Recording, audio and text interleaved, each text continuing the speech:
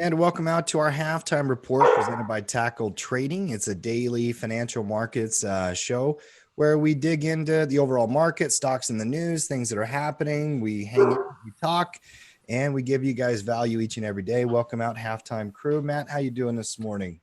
Doing fantastic, Tim. Excited to be with the halftime crew here today.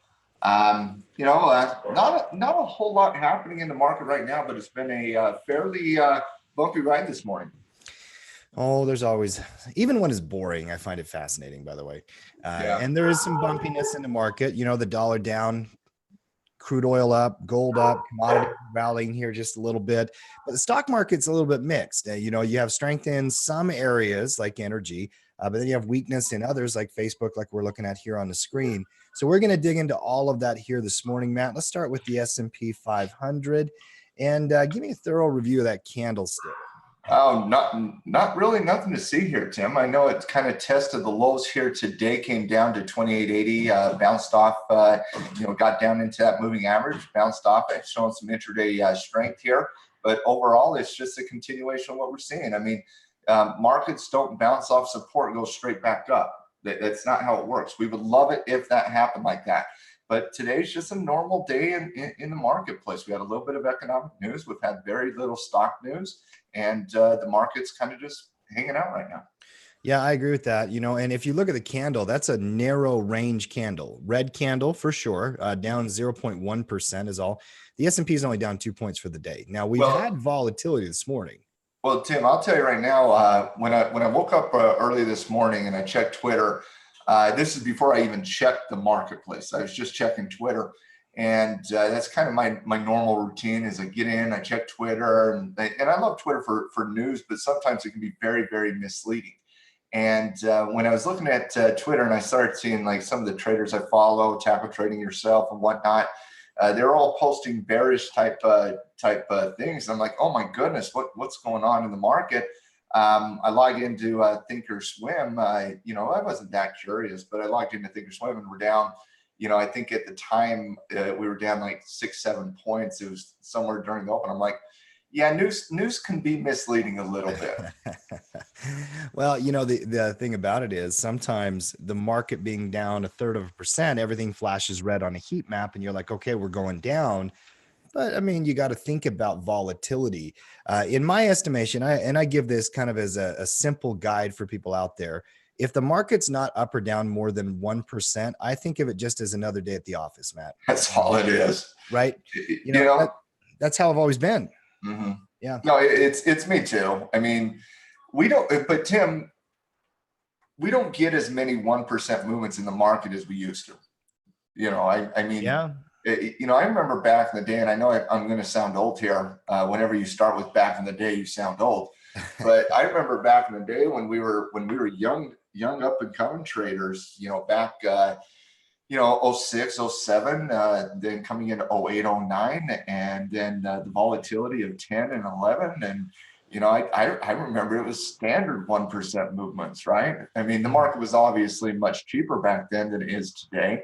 The market's up 250% since those days, but it's just, a 1% movement in the market is a really big movement in the market. I mean, right now we're moving less than 0.5%. Today, the market down 2 points, down 0.1%. It's volatile, as you can see here, right? It's very volatile. If you're micro focused, I mean, if we're halftime crew, yeah, it feels volatile because it's going up and down all morning. But really, that's not a volatile daily candle. Give us some perspective. No, it's not. And it's really not that volatile on the intraday. It just looks that in comparison to, what was happening the previous couple of days. I'm not looking at this as anything besides I'm still bullish. There's nothing I'm seeing today that comes off my call that the market's going to go back up. You're always prepared for the market to come back down off your calls. You always have a stop loss place. Take some of the trades we were looking at over the last couple of days. We've been touting CRM for quite some time here, Tim. Mm-hmm. And if you look at CRM today, right, there's nothing here that you're looking at saying, oh no, I'm going to get off this. I mean, Tim, CRM is approaching the first target at 155. That's always my first target off a retracement. CRM, I'm not pulling anything off here, Tim. despite the fact that you're showing a little bit of weakness in the market, I'm not pulling anything off CRM. I'm not pulling anything off, Microsoft as it's doing the same thing. So, I might change my tune tomorrow, but as of right now, no, I like the movement in the overall market. I like the mentality of the overall market. I'm slightly bullish, positive one in the market, and there's nothing I'm seeing to come off that. I love that CRM chart. I love the Microsoft chart. And I think it goes back to a very important principle in trading is that, guys, you should be more patient with strength. When something is working, that's when your patience should kick in. Also hard, though. It is hard. It is hard to sit on profits and watch them and know that they can turn against you. I get that. Emotionally, there is some real greed there to take that profit off the table.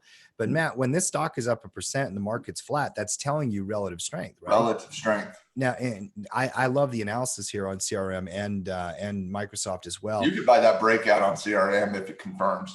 Which, by the way, we're now getting into tech. Why don't we look at the NASDAQ? The one thing about the NASDAQ is it does have more volatility today because of the nature of the news. It had a deeper retracement. It came back into the 50-day moving average. You look at the red candle, a little bit bigger red candle than the S&P 500. And part of that is Apple Computer is announcing and releasing a new iPhone today, Matt. Is this the first time they've ever done that in September? I don't think so. No. Isn't this like Amazon Day in June and December 25th? Isn't this, we know this is happening every single year in September? Listen, of course. How many phones but the response, we don't know. Are they launching 4 more phones, 3 more phones, 2 more phones? I mean, they've got a pricing strategy, I'm sure, to try to hit every different niche of the market. And one other thing about the analyst that they were talking about is the high price tag is not the one they're too interested in. Of course, it's going to get all the pub and everybody's going to look at the big screen and all the different stuff and whatnot. It's an iPhone. Come on. Okay, let me just explain something with pricing structures very quickly.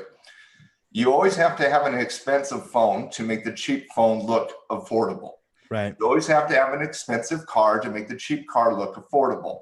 What do you think Tesla's doing with their Model S3? It's pricing structure. You always make an expensive model to make the cheaper model have more demand.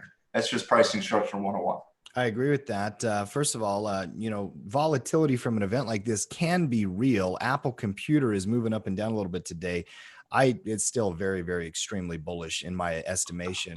The NASDAQ will go the way of Apple and Amazon, most likely for the day. Down 1% here, Matt, but we've got some interesting action here. What do you see in Apple? It's tough. I didn't make the buy off the retracement yesterday. I'm not in Apple currently. Obviously, we knew the news was coming out today. I wanted to wait for that news. I decided Microsoft CRM and some of the other trades were a little better, in my opinion. They didn't have some of the news that Apple had. But if you start getting some positive momentum above 225, I think that's a tradable signal. I agree with that. In fact, you may even get an intraday signal here by the end of the day. Well, let's break that down real quick, Tim, from an intraday perspective. Okay. So when you're looking at intraday charts, a lot of times you look at 5-minute charts, you look at 15-minute charts, 30-minute charts, 60-minute charts, those types of things. I'm going to look at a 15-minute chart here. Obviously, the opening price of today, 225, was the listed price, came all the way down. Now, you could wait for it to break out of 225 if we get some positive momentum coming out of that announcement that I believe is in, 20 minutes? Yeah, well, I think they're starting here in about 20 minutes. I mean, when the market reacts, it's a convention. I mean, it's not like an earnings announcement, right? Okay. So, but what I'm seeing here, Tim, is you do have some intraday resistance at 225.50. Okay. So if you're a day trader here, you're looking at this overall, high of the day at 225. But Tim, a tradable signal right up above the intraday high right here at 225.50, that could be a very good entry above that number, showing momentum coming up. So if you're looking at something during the day and you have some news coming out, obviously you can always look at that high of the day and the close above the high of the day for a swing trade. But if you want it to be a little bit more aggressive, you can drop it down into a 15-minute chart and then focus on those intraday resistance, intraday support levels on the 15-minute chart. So if you're looking at a potential short, Tim, you have an intraday support level at 220 here. You have an intraday resistance level right here at 225.50. a break one way or the other certainly could trigger a trade. Now, me personally, I would not short Apple in strength in any capacity. Less than, we'll get into this, Tim, less than 1% of people who trade Apple short Apple. So I would never short Apple here. There's too many other good opportunities on the short side. But on the buy side, if I was looking to get into it after the news, if I wanted to be aggressive above the intraday level of 225.50, if I wanted to be a little bit more conservative above the overall high at 225. Yeah, I agree. And, using multiple time frame analysis is an important part for every trader. I use the hourly charts. I use the 15-minute charts. I'll go down to a 5-minute. Be careful though. Yeah. I mean, because you can always drop it down to a time frame until you find something that you like. Right. And it's if you're using it for that to try to justify your actions, you're going to find bad trades all day long. All the time. Yeah. And you're going to justify why you should stay in trades or change a day trade to a swing trade or a swing trade to a position trade. Of course, if your emotions are running rampant, you're not using systems. So if you're a swing trader and you find yourself looking at 1-minute charts, you're making a mistake. Probably. And yeah, probably. I was at an event one time, Tim, where we were all talking about trading. And this individual was looking at a 1-minute chart, and he was looking at it from an entry point to get into a swing trade. And Tim, I sat there and watched that tick chart, and he had the tick chart followed by the 1-minute chart, right? And I sat there and watched that tick chart tick up and down, and he was like this little kid in a candy store, just like going like this, just waiting in it. And he'd get a little closer like this, and he would stare at it, and he'd put his fingers on him. And I'm like, I'm just sitting back for like 5 minutes, right? And I'm the speaker there. And I'm just sitting back and I'm just going, wow, this is fascinating. This is just fascinating to watch this happen here. He obviously wanted to make a trade so bad that he was trying to find the evidence to do it. And obviously the trade didn't work out. And then I made fun of him afterwards, but maybe I should have told him ahead of time. Well, let him learn his lesson. For sure. You got to live and learn. There's no doubt about it. We'll come back to Apple because when that event starts, I'm expecting some movement from that. I don't know what it will be, but we're going to come back to this by the end of the day. Move on to Amazon here for a bit.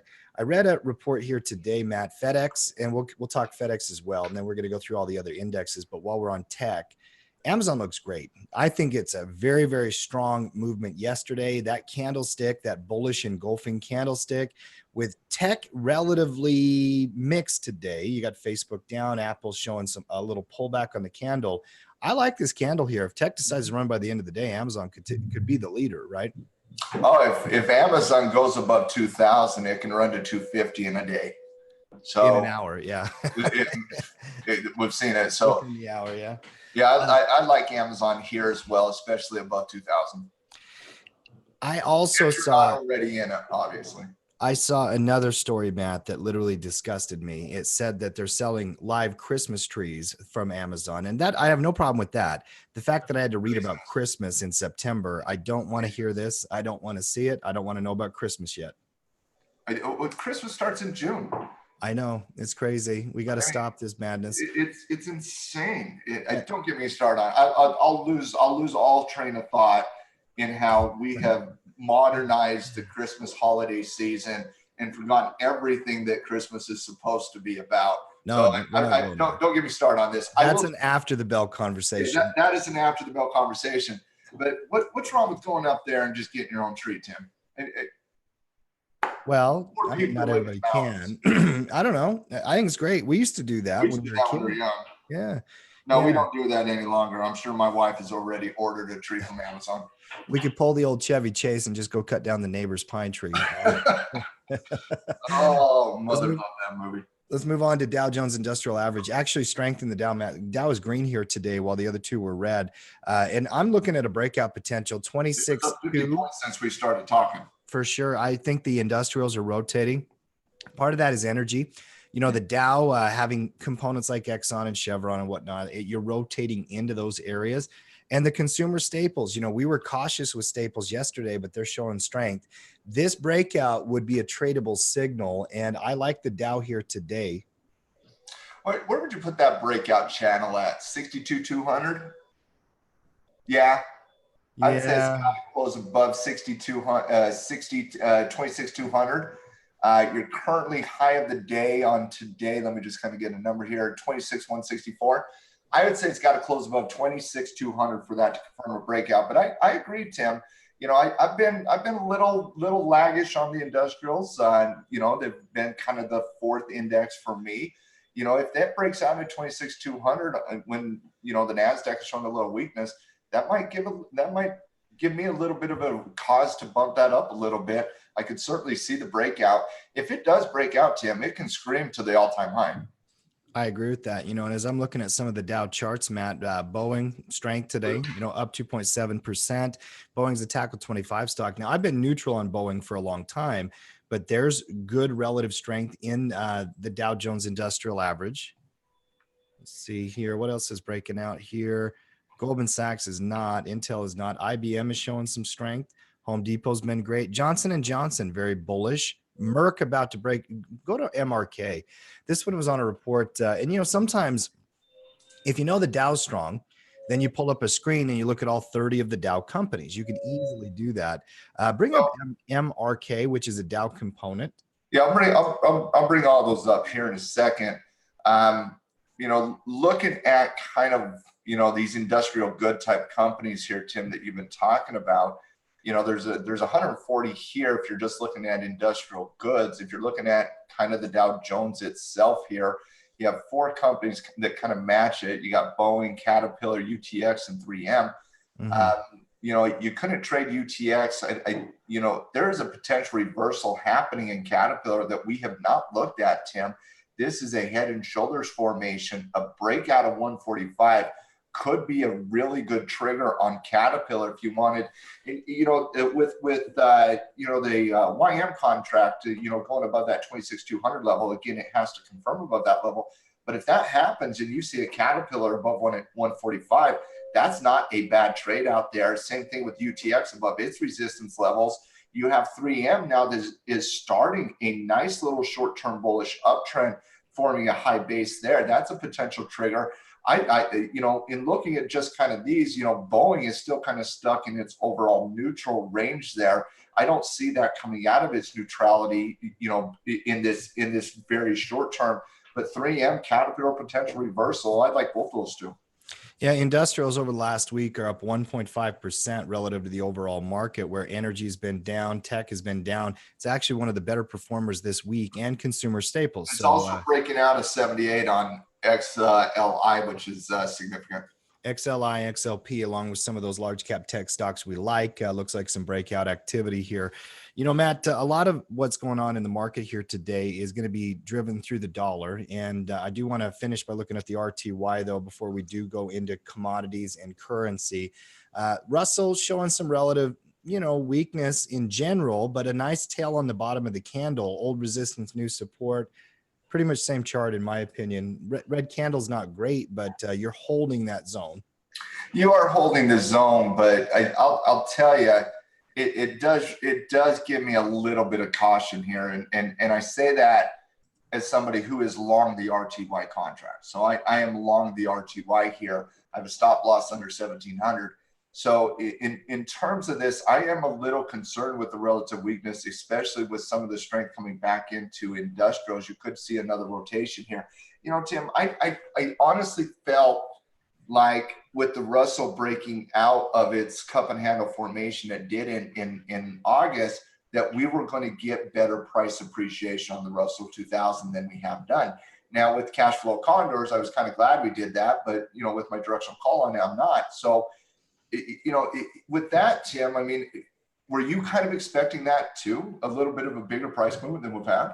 Yeah, for sure. I actually think the Russell should rally. In my opinion, if the market goes back bullish, small caps usually lead. It pulled back nicely. It pivoted, looked like it wanted to take off. It's a rotation, obviously. I mean, international markets and small cap stocks are the ones who are going to take it on the chin when investors want to move into safety. When I see a move into industrials and staples, like we talked about earlier, Matt, that's a slight, ever subtle rotation into more aggressive or more conservative areas, I should say, and move out of more aggressive areas. And it might just be the hesitation. The PPI number today wasn't bad, but it wasn't great. It was a negative 0.01 of what the expectation was. I saw a report from OPEC that internationally they expect oil demand to drop next year. So I really feel like from a market perspective, people are stuck in the late summer doldrums. They don't know what to think. They're waiting for the market to give them a confirmation, a direction, some action, but we really haven't seen it yet, you know. And so I think you're seeing a rotation out of we small see caps. it happening. We see it happening, and we start to see the movement happening, and then somebody says something, you know, that stops that motion. We've seen that quite a bit. But my overall point was that my expectation was a lot stronger on the Russell 2000, and it just hasn't done it. Yeah, and I think the reason is that people are just not as aggressive right now as I was expecting. But we'll see how it shakes out. I like the lower tail on the candle, and I still have a slightly bullish call on the rut still there. I'm still slightly bullish. I still have my trade on, but I'm a little concerned about it in comparison to some of the other intraday price moves. I mean, you like the long tail on the Russell, but if you're looking at, you know, that same thing, you see that same long tail on the S&P, but it's basically break even today. You saw the same thing a little bit happen on the YM, but you're starting to see strength coming in. So again, I'm not trying to be overtly cautious here on the Russell. I thought it was going to be stronger than it has proven to be. Mm-hmm.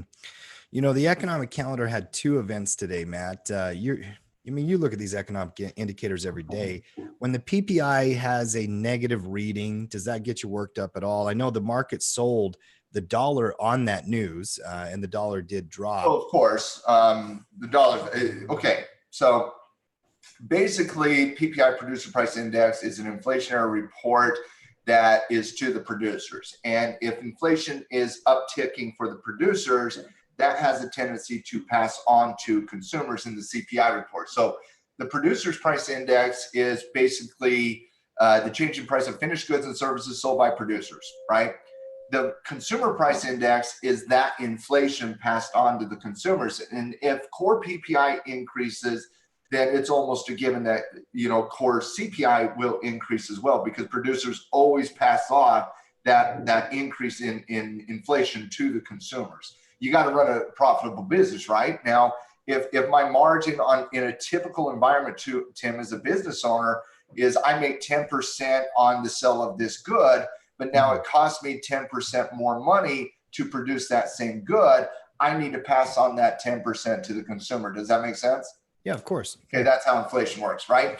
So basically with the PPI report, especially from a currency and a commodity perspective, currencies and commodities are so much more sensitive to the economic report than, say, the overall market is, because the currency is a direct reflection of the value of the economy and the value of these reports versus the market, which is not. The market could be bullish with the economy stagnant, and the market could be bearish with the economy bullish. So they don't. The stock market and the economy does not have to be correlated, but typically a currency value is correlated with the actual economic report. So when the forecast is 0.2% and it comes in at negative 1%, that means that we're not expecting the increase in inflation this month that we were expecting, which means the dollar has to come down to match that reflection. Yeah. Yeah. And the dollar did sell on this news, you know, and volatility in the currency markets end up bleeding into everything else. $ DXY here, Matt, you know, red candle, still neutral, stuck in a range. It is not shown any resolve one way or the other, but you've got to respect that sell-off here. Yeah, you got to respect economic reports too if you trade currency, because that's when it happened. You know, there's a trade in currency called the news-based trade, and I'll look at it from a euro-dollar perspective, and it's a really good trade. And when I was a younger trader, meaning i.e. literally, I don't know, 5 years ago. Yeah. Okay? So younger in my currency career. So when I was a younger currency trader, I loved trading news-based events, Tim. And what I would do is something that we called the K trade. And basically what the K trade was, okay, so if this is the event right here, okay, we're looking at the euro dollar on a 15-minute chart. You see it kind of go flatline before the event, right? And again, the scale of the chart is important here. This is moving 2 pips is basically what it's doing. And so what you do is you put an order, and let me get my drawing tools here. You put an order above your resistance level and you put an order below your support level. And basically, whichever way it triggers, you get into that trade. Now, that was a really good trade until we had high frequency trading systems, turn up and just start, pricing everything in so fast. So what happens now on these types of economic reports, and the PPI report is not a major economic report. The CPI report is. The PPI report is not that, it's not as big as the CPI report. But what happens is with all the volatility around these reports now, Tim, is the bid-ask spread gets so wide from a currency perspective that it becomes almost impossible to do that trade any longer. So what I recommend typically on these types of currency trades when you're dealing with the currency market on news-based trades is you wait for that secondary movement, right?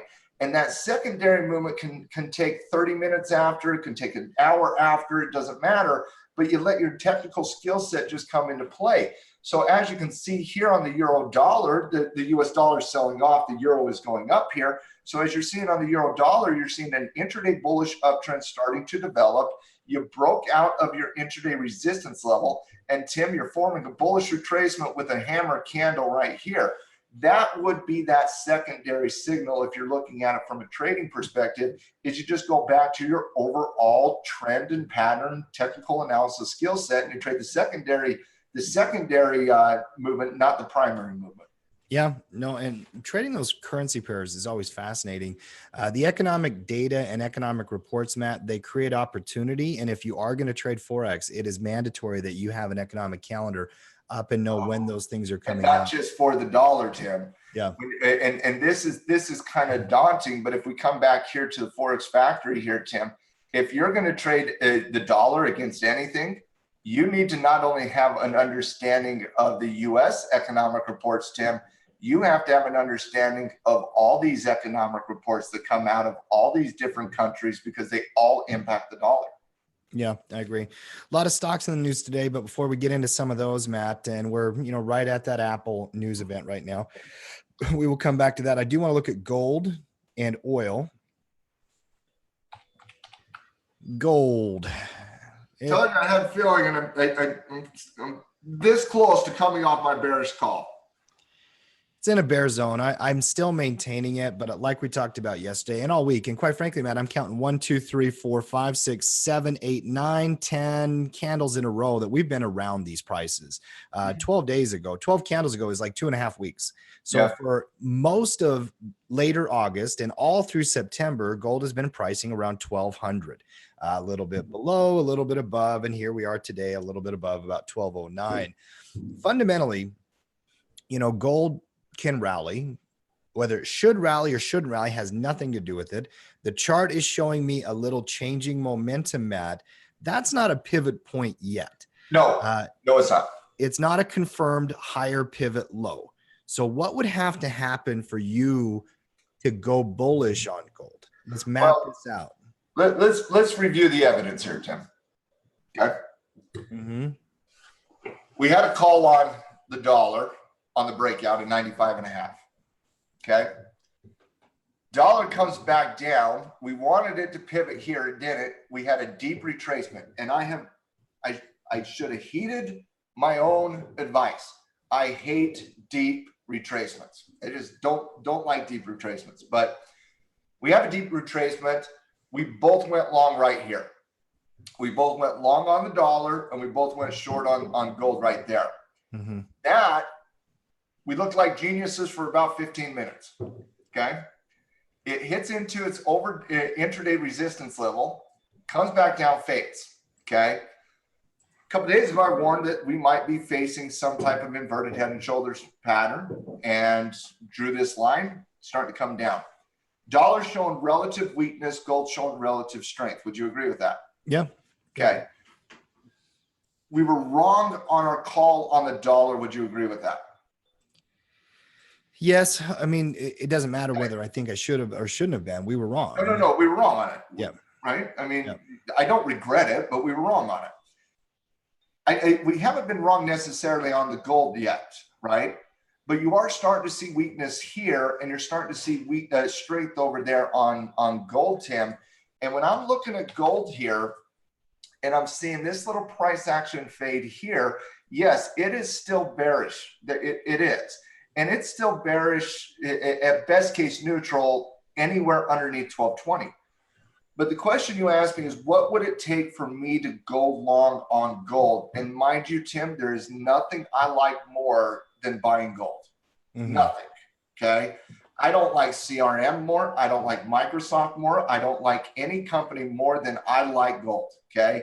These buffoons that are saying that gold has lost its safe haven simply because the last 20 years we've had a technological boom does not erase thousands upon thousands of years of evidence of gold being a safe haven. It doesn't erase the evidence that just this year gold being a safe haven for those emerging market currencies.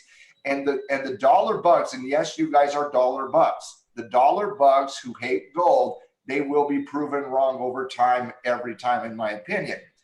So I love gold. I'm buying a breakout at 1220. That's what I'm doing. You know, what was that Austin Powers character that I love gold guy? What's his name? Goldfinger? I can't remember. Goldfinger? Too long. But listen. I think it was Goldfinger. I think you're right. I think it was Goldfinger.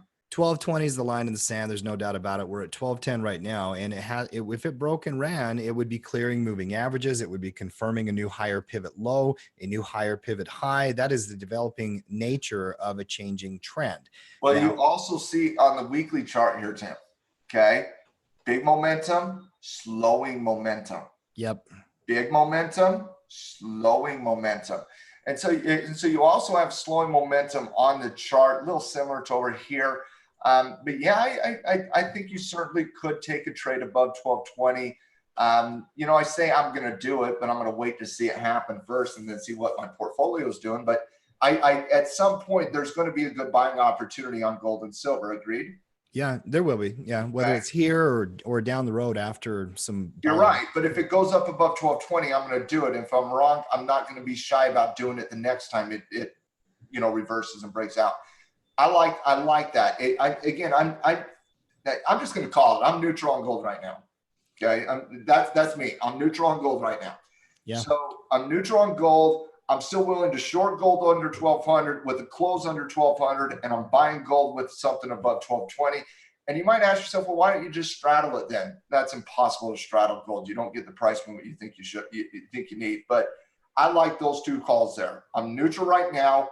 And again, this might just be me hoping here, but I would love a breakout at 1220 here. Don't know if we'll get it, but that's what I'm waiting for. Oh, Frank is correcting us here. Hi, Coach Frank, by the way. Goldfinger was from James Bond. Time to brush up on your movie references. Yeah, I may need to go back and watch the old Bond Austin Powers series. Hey, if you're going to correct us, give us the name. What's the real name if it's not Goldfinger? Oh, we'll just need to find a name on that thing. Going to crude oil back to crude for a second. I was talking about it earlier. You know, the EIA numbers came out. We had a draw in supply, and crude oil is breaking out here today. Mm-hmm. Now, I am not buying the breakout because I've seen the fake out, and I just don't trust the price action. You know, you're moving from an inverted head and shoulders on the short term, Matt. You know, you had a pivot low in mid-July, another pivot low in mid-August, then a higher pivot low in early September. Inverted head and shoulders breakouts tend to be good bullish signals. Are we missing the train on this thing? You know, I said 2 days ago, it was slowing its momentum, forming a higher low. Said you could buy the breakout of 70 yesterday. I'm just hesitant with you. I don't know what it is. It's a legit signal. It's a good signal. It's obvious a breakout signal. But I am hesitant to pull the trigger here. And I shouldn't be. That's a good signal. You have relative strength going into it. You could play this so many different ways with energy stocks. That's probably how I'm going to play it. But I don't trust the signal because of the fake out. It's a good signal. Don't trust it, but it is a good signal. Legit breakout. I would have no qualms with one of my students came to me and said, Matt, I'm buying the breakout of 70. What are your thoughts? Yeah, that's legit. It might not be for me, but it's legit. The difference between this breakout and the last breakout is extremely, extremely clear. You ran a lot. You were tired. Mm. You ran 2 days here, Tim. You ran 2 days here. You're not tired. You got legs to finish this breakout. Shown a little bit of weakness on the intraday chart, dropping this down to a 15-minute chart. Shown a little bit of weakness on the intraday chart, but here's the kicker, Tim. Look at this. Retracement on the intraday, coming smack down into the breakout channel of 70. Kisses off 70, 2 big candles on the intraday. You could buy that right now, T. Oh, yeah, no, you can. I mean, crude oil is showing a lot of strength, one of the better areas in the market. And by the way, it also is bleeding into many of the different energy sector companies as well. And it goes back to the overall, I guess, maybe a big picture question, Matt. Gold is going up. You can go long gold on the breakout, or you could go try to bottom fish and find something that's a gold mining ETF or a gold miner like Freeport Mac. Freeport Mac could tackle 25 stocks, showing incredible strength here today. Now it's still got a weak chart. It needs a lot more incredible strength for it to be a tackle 25 stock next year. Well, it's got 4 months left. That's why we do it for a whole year. And then the other thing is there's a lot of other companies like Valero in the energy sector, Matt. I'm looking at an energy stock that's on a perfect pullback pivot. It's also a tackle 25 stock.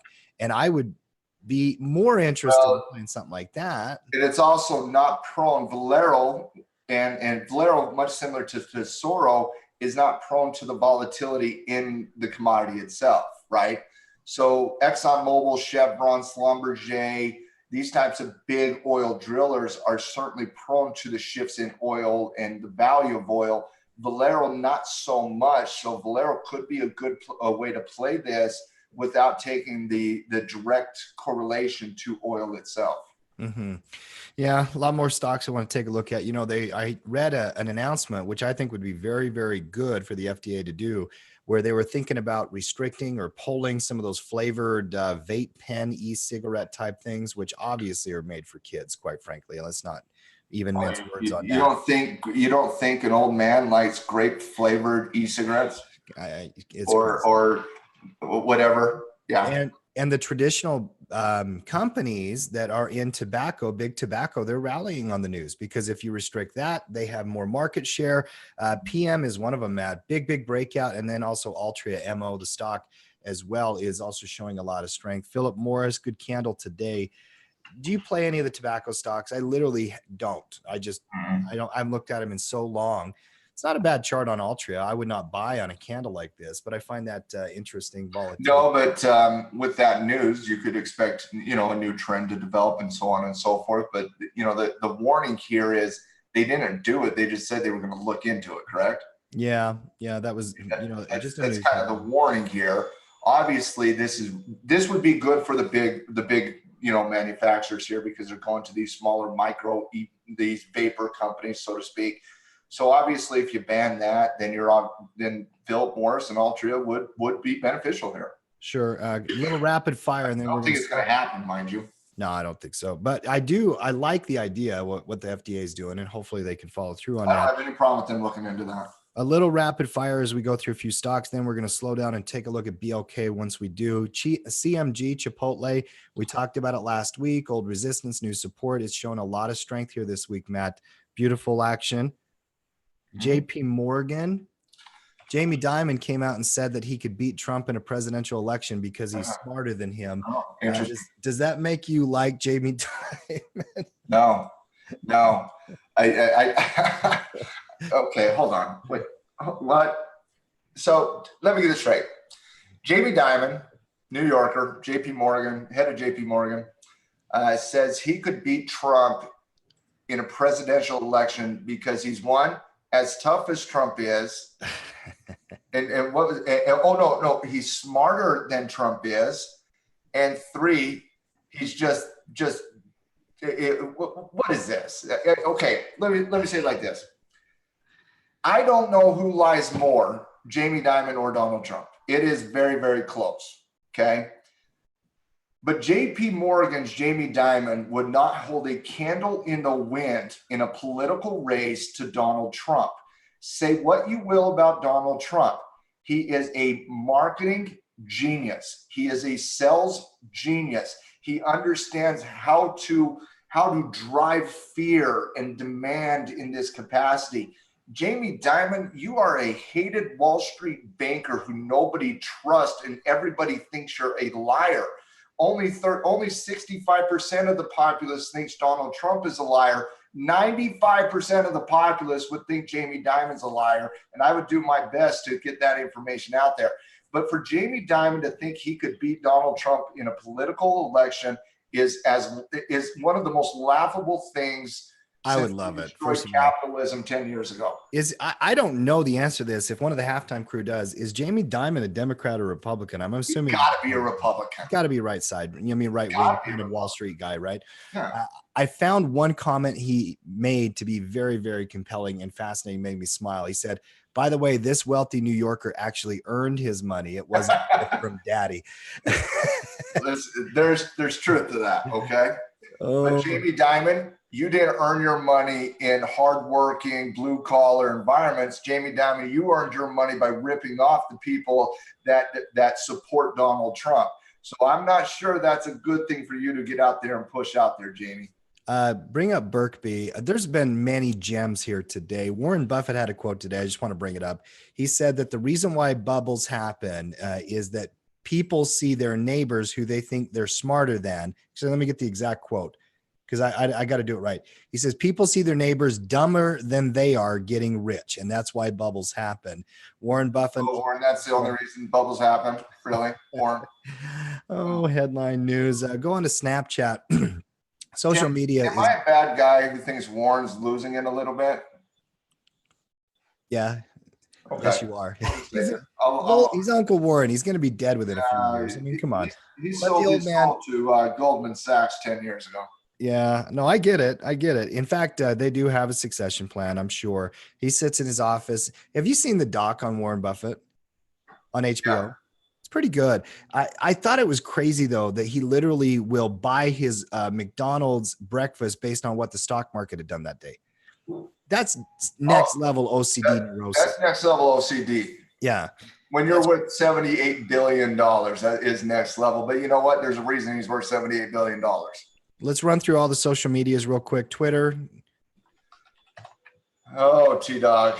Breaking down. It's just not getting better. I mean, I dumped my stock today, by the way, so I had to. You should have. A close under 30 is ridiculously bearish here. You can't get stubborn, guys. If you're out there and you're listening, let me teach you something about trading. When you're wrong, you move on. Okay.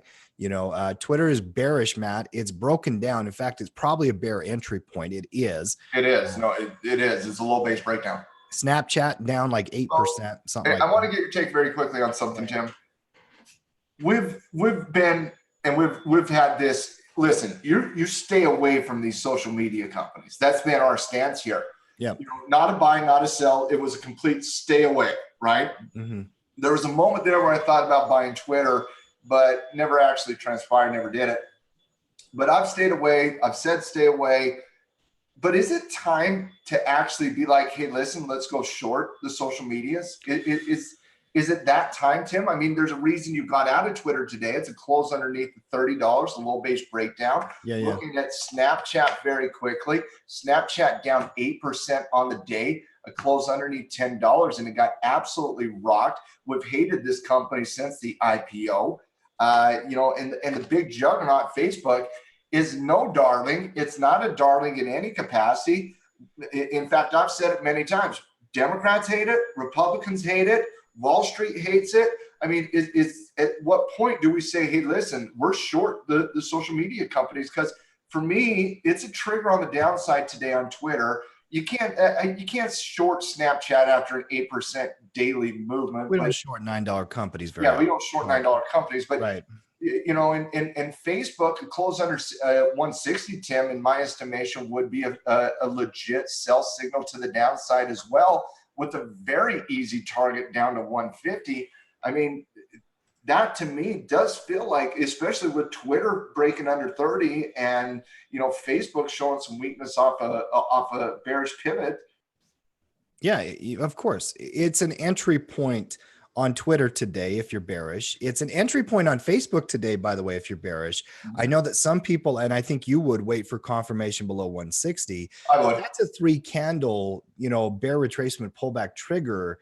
You could even call that an entry point here today. It's a bearish retracement entry point. You could see it, but again, you know, let me just explain something. You heard me say earlier today, I don't like deep retracements, okay? I also don't like shallow retracements, and I know that is very nitpicky. Okay, I get that. Goldilocks retracements. I like Goldilocks retracements, and how we're going to categorize Goldilocks retracements is 38 to 61% on the Fibonacci, and that's approved and patented by Tim Justice. So when I see a retracement come into that 20-21% retracement, that's a shallow retracement. When I see a retracement come underneath 61 and come into the 75%, that's a deeper retracement. So here I'm seeing this as a shallow retracement. And when I look at this as a shallow retracement, I don't like the pivot on that confirmation that we're seeing here on Facebook. So for me, when I see a shallow retracement that I'm just not comfortable with, I like the breakdown here. And that's what I think would be a better trade, is to wait for it to break underneath 160, and then you could short it underneath 160. It doesn't mean shorting it at 162 off this downward movement in price off the pivot is a bad trade. It's just not what I like. I love how you put it, Tim. I like the Goldilocks of retracements. And let me just explain it very, very quickly.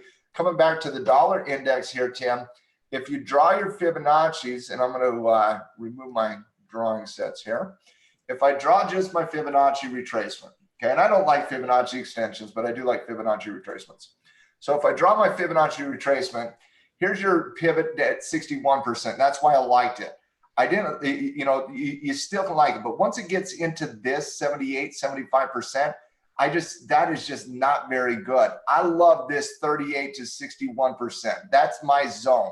That's Goldilocks, Tim, okay? Mm. So Goldilocks is in that zone. That's where your previous levels of resistance are. That's typically where your moving averages are.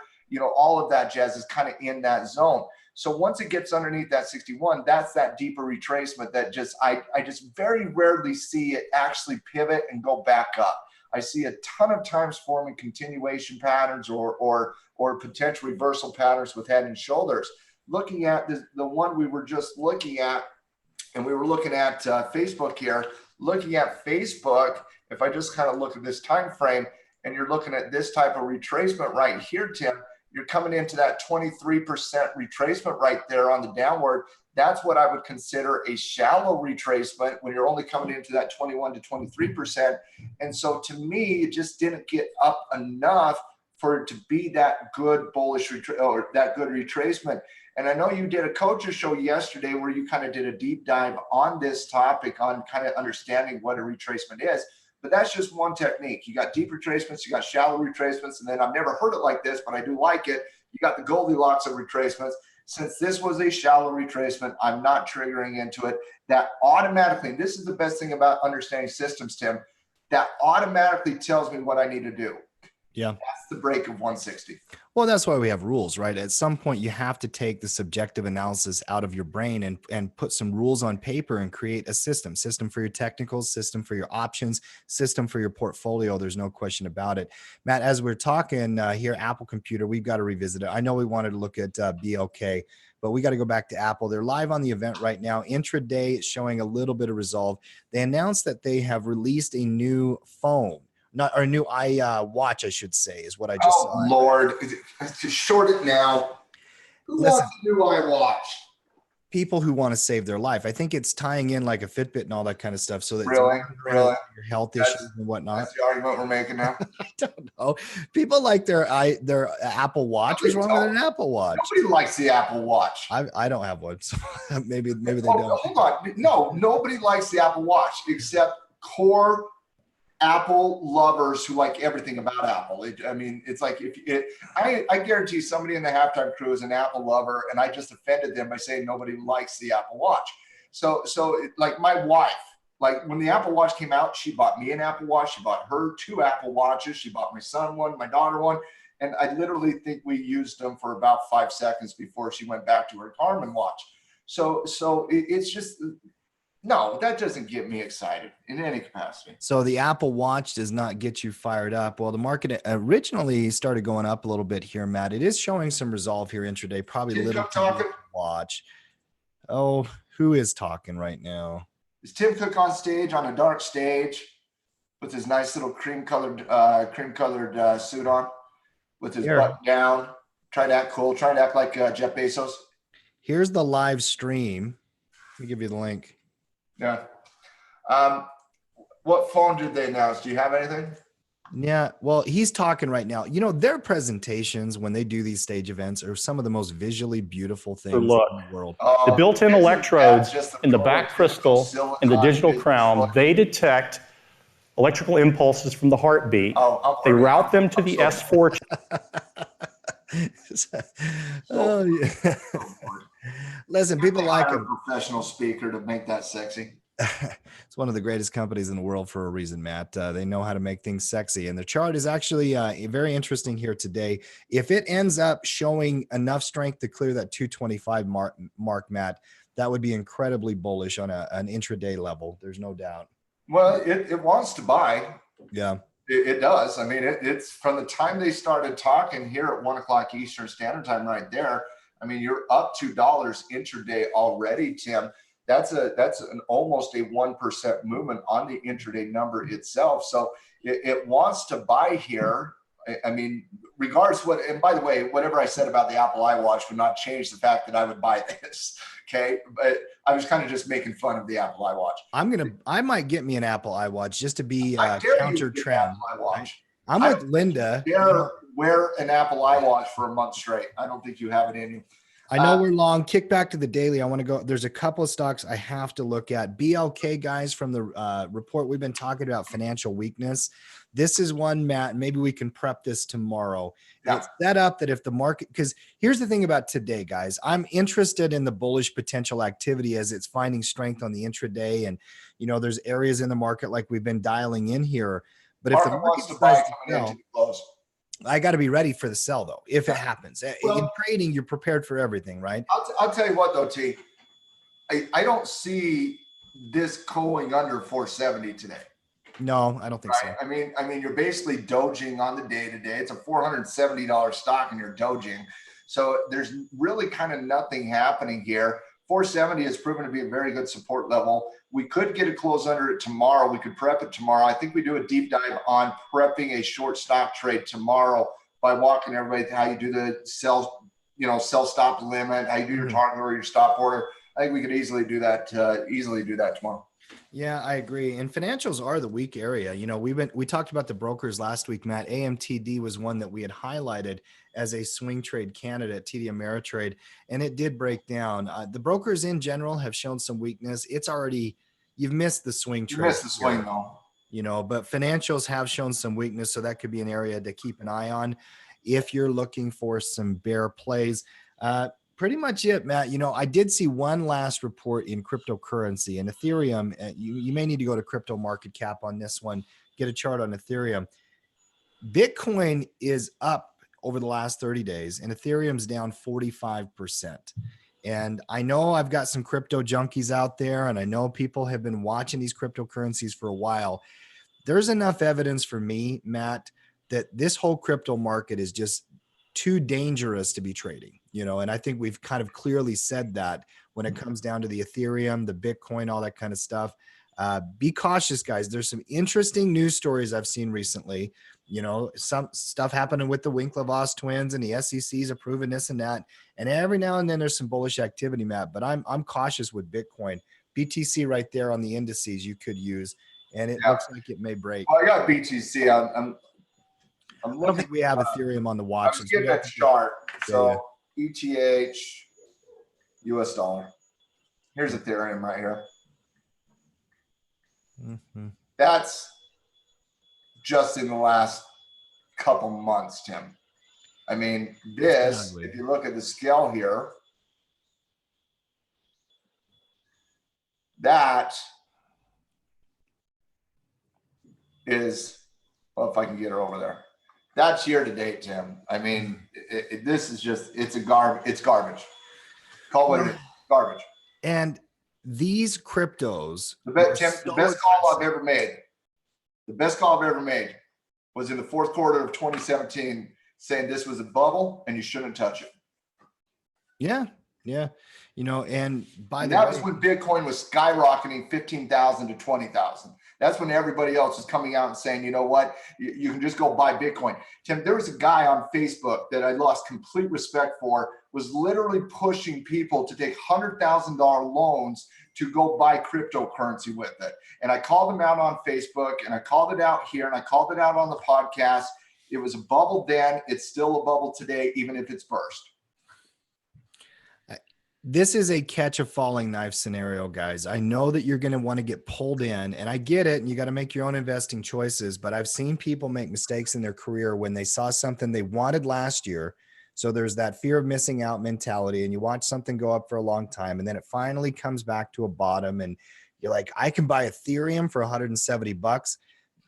Tim, I read a story where some guy last like November, December, literally his entire life savings, and he put it into Bitcoin, and he lost everything. Lost everything. Okay. And there's a guy I follow on Twitter. His name is Downtown Josh Brown. Great Twitter follow. You know, love what he puts out there. And he made a great point that I feel it needs to be said. And he said this on Twitter. And he said, quote, "This is because people do not read books. They don't read investing books. They don't read trading books. They see somebody, and that's something I've said in the past, they see somebody on Facebook, the Facebook, you know, warriors out there, and they hear some guy touting this new age cure of all things get rich quick, and they have no investing parameters. They have no trading system rules. They've never read a book. They've never attended a class on trading, and they just think it's that easy. It's not. If you are positioning more than 4% of your portfolio in any crypto over the last few years, whether you got rich or whether you got poor in that time frame, you made terrible mistakes, and either you had very good luck or you had very bad luck, but that can never be sustained. That can never be sustained. You have to follow proper investing protocols. And I agree with Josh Brown. It was a great statement then. It needs to be said over and over and over again. People need to, and guys, I say that as I'm on YouTube in a halftime report teaching you guys how to trade, but you need it, like everybody needs to go pick up another book, right? That's why we had Guy Cohen on our podcast from last month. You know, Options Made Easy, or Van Tharp's Guide, or any of these amazing books. I mean, the amount of things that you can learn by reading about investing from Tharp or from Warren Buffett or from Benjamin Graham or from anything. Yes, go read more. There's a reason that Trump can go out there, and I'm not trying to rip on Trump here, guys, but there's a reason that Trump can go out on Twitter and produce the lies economically that he produces, because the American consumer doesn't know any better. Okay. And as long as the American consumer doesn't understand any better, you're going to see the lies get put out there by powerful people and get believed. You're going to see people's stories like this gentleman who lost his entire life savings because he listened to somebody on Facebook. We have to increase the collective intelligence of the American consumer. And until that happens, everybody's going to struggle from a financial perspective relative to what the people with knowledge have. The number one key factor, the number one currency in the world, ladies and gentlemen, is not the dollar, it's not the euro, it's not gold. It is up here. It's knowledge. And we have to feed this thing every day the same way we feed our body every day. We have to improve ourselves. Knowledge doesn't end after school. I mean, think about that. You go to school for 7 years, you would think you would have this thirst for knowledge, but all of a sudden it's like it ends. Feed it. That's my advice today. Feed that desire.